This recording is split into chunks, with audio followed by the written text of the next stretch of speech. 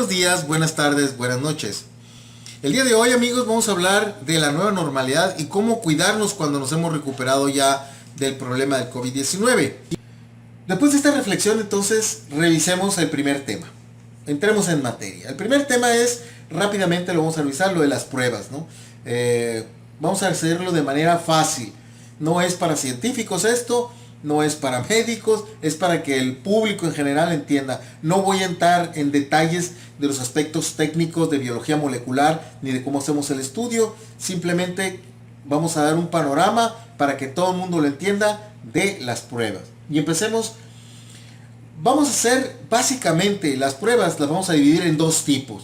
Las pruebas que son para identificar el virus de la infección y las pruebas que sirven para ver cómo estamos respondiendo a ese virus y a esa infección. Vamos empezando primero por la prueba del virus. El virus nosotros lo vamos a estudiar para poder saber cómo si tenemos la infección por medio de una técnica que se llama RT-PCR. Básicamente esta técnica lo que hace es amplificar el material genético que tiene el virus. El virus trae información, pero un virus o dos o 1000 virus son muy poquita cantidad de información como para poder identificarla. Entonces lo que hacemos nosotros es tomar una muestra de las células del paciente. Generalmente son células de la parte posterior de la nasofaringe, de esta parte de acá, con un hisopo largo. Entonces se toman las células para ver si esas células están infectadas con el virus. Lo que buscamos es esto, el material genético del virus, que es RNA. Nosotros sabemos hacer PCR con DNA, pero como son ácidos nucleicos, podemos hacer nosotros una conversión. Entonces, básicamente lo que estamos haciendo nosotros es sacar el material genético, tomamos las células que quedan en el hisopo, las destruimos y extraemos el material genético, que es RNA, lo convertimos a DNA y luego hacemos la amplificación. Lo convertimos a DNA y luego hacemos la amplificación. Y entonces sí podemos identificar si tenemos nosotros material genético viral. Eso es la PCR. Buscar el material genético del virus. Eso es una cosa. Ok. Ahora, cuando te infectas, el cuerpo monta toda una respuesta inmunológica. Las células, los linfocitos T, los macrófagos, una serie de células que todos los englobamos en lo que son los glóbulos blancos.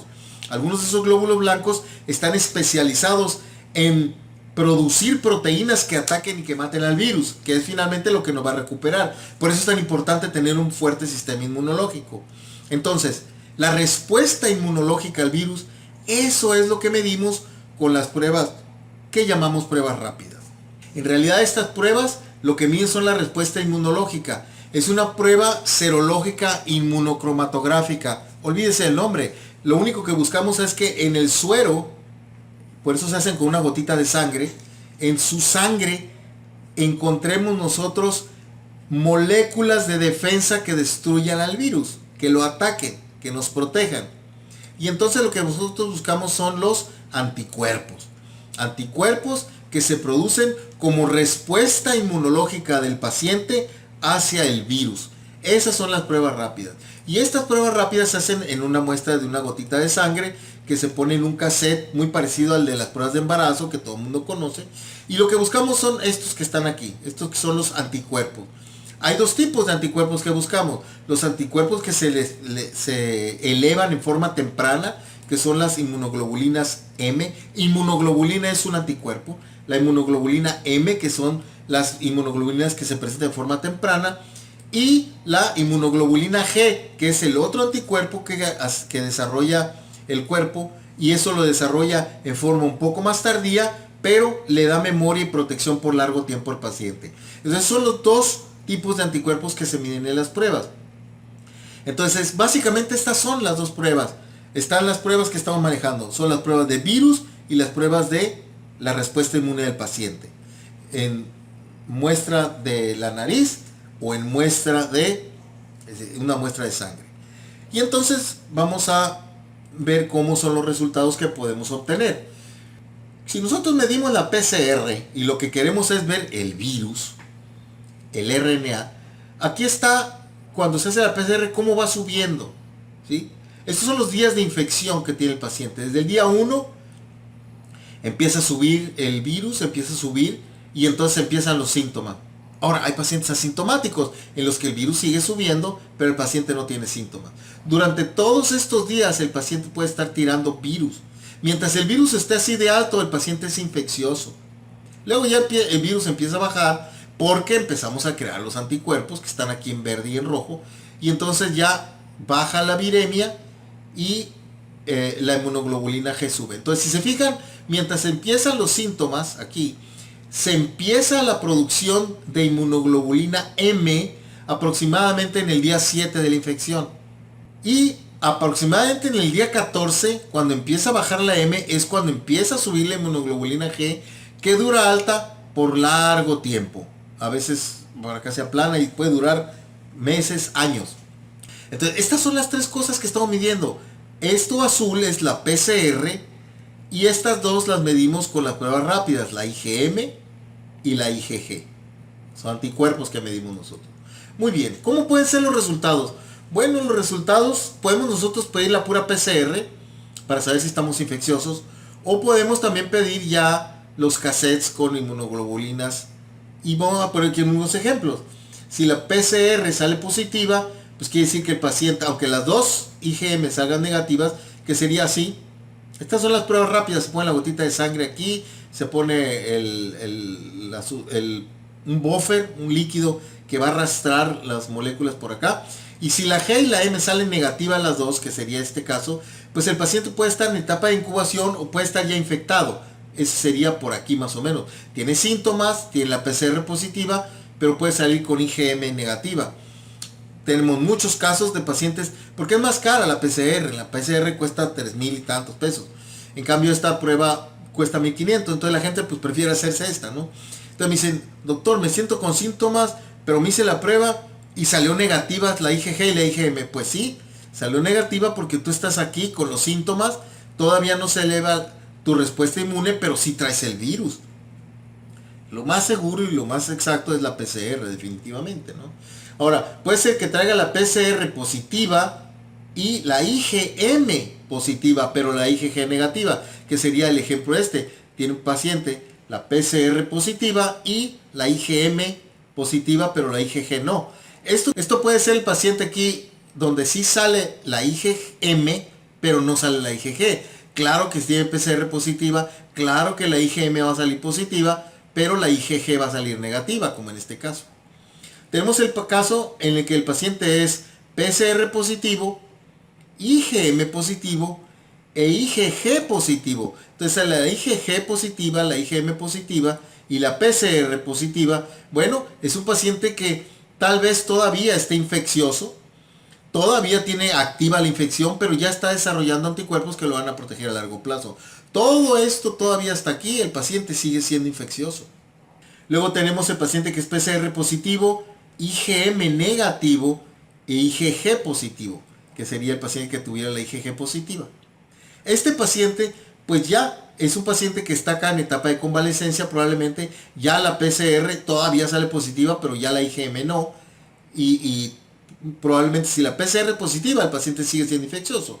Cuando ya es negativa la PCR, generalmente el paciente ya no es infeccioso. Pero ojo, puede haber PCRs negativas, que sean falsas negativas, y que el paciente tuviera positiva la IgM y la IgG, que estuviera aquí pero que salió mal la PCR. Entonces hay que saber identificar pues cómo se encuentran los anticuerpos también en relación a la PCR. Aquí les dejo esta tablita para que ustedes la vean con más detalle. Muy bien. Tenemos que entender esto en el contexto de también dónde se toma la muestra. No es lo mismo tomar muestras de hisopado nasofaringio, de la nariz, ¿verdad? De aquí, en donde pues duran hasta 2 semanas positivas y luego ya en la tercera semana empiezan a decaer, que cuando se hacen lavados bronquiales o por las heces. Por las heces o la materia fecal dura mucho más tiempo la positividad, y hay pacientes, sobre todo los graves, que duran mucho tiempo tirando virus por las heces y son infecciosos. Entonces hay que tomar las medidas necesarias con estos pacientes. Y esto es un resumen de la cinética de la respuesta. Desde el día 0 hasta el día 14 es cuando llega el pico de la infección y luego empieza a bajar. Todo este tiempo aquí es de la PCR es detectable todo este tiempo hasta acá, hasta el día 21. Por eso mientras la PCR salga positiva, muy probablemente usted todavía es infeccioso, ¿no? La IgM que se eleva primero y la IgG que se eleva después. Entonces aquí están, para que la vea usted con detalle, puede darle stop al video y analizarlo y vea cómo es que se van elevando. Y estas dos, la IgM y la IgG, son las que vamos a encontrar en la prueba rápida.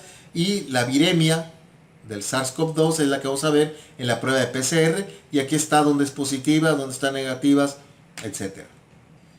Y pues la pregunta, ¿cuánto duro siendo contagioso, doctor? Ya no tengo síntomas, ya me puedo salir. Yo fui asintomático, me hice la prueba PCR, salió positiva, pero no tengo nada. ¿Cuánto tengo que estar encerrado? Muy bien. Entonces por eso le puse esta imagen, porque aquí sale muy clarito donde el paciente que no tiene síntomas, desde el momento en que se hizo la prueba, ¿por qué me hice la prueba si no tengo síntomas? Bueno, pues porque supe que estuve en contacto con un familiar, con un enfermo, estuve en contacto con alguien que tuvo la infección, me dio miedo, me fui, me hice la prueba de PCR y salió positiva, pero yo no sentí nada. ¿Cuánto tengo que aislarme?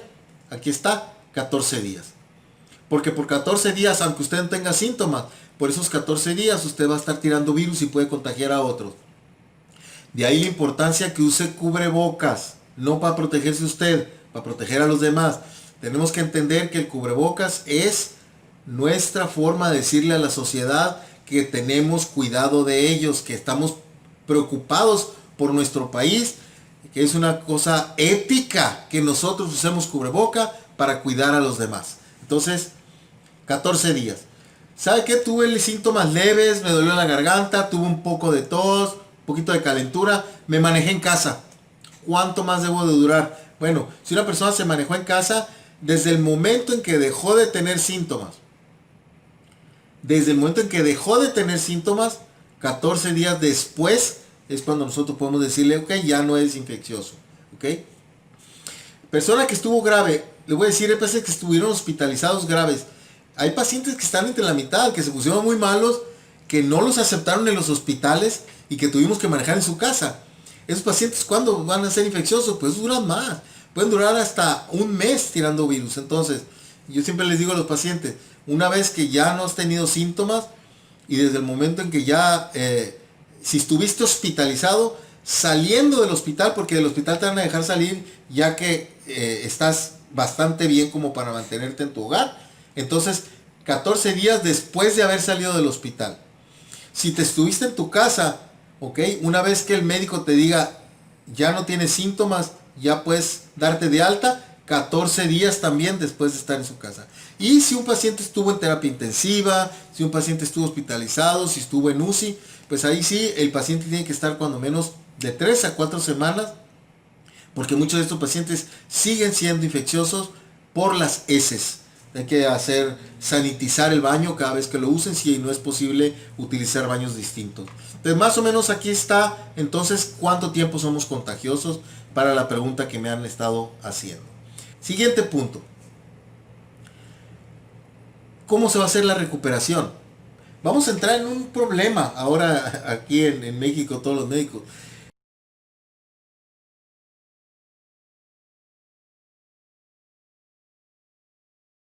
Mi nombre es Fernando López Neblina, mis pacientes me conocen como el doctor Neblina, no hay problema. Solamente le pido comparta, dele like, suscríbase al canal y nos vemos en la próxima edición. Muchas gracias.